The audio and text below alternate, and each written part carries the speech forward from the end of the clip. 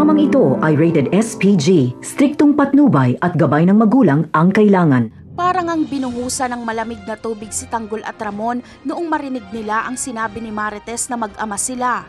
Kaaway ang tingin nila sa isa't isa pero kailangan nilang tanggapin na magkadugo sila.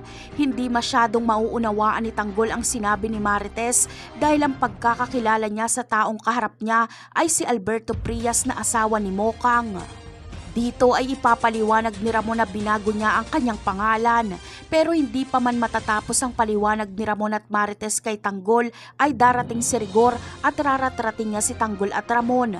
Mabuti na lang ay alisto si Tanggol kaya agad siyang makakaiwas sa bala. Pero mamalasin si Ramon dahil tatamaan siya sa tagiliran.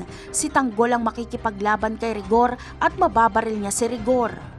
Gulong-gulo ang isip ni Tanggol, marami siyang katanungan, kaya hindi niya hayaang mamatay si Ramon kaya itatakas niya ito dahil marami siyang tanong dito. Ipagpapaliban na lang ni Tanggol ang pagtapos kay Rigor. Gusto ni Ramon na iuwi siya ni Tanggol sa kanilang mansyon dahil may sarili silang doktor. Pero hindi papayag si Tanggol dahil dadalhin niya ang sugatan na si Ramon sa kanilang pasugalan at doon gagamutin. Sa pagkakataong ito ay wala pang tiwala si Tanggol kay Ramon hanggat hindi niya napapakinggan ang buong kwento nito. Pukuhan ng doktor si Divina para magamot si Ramon.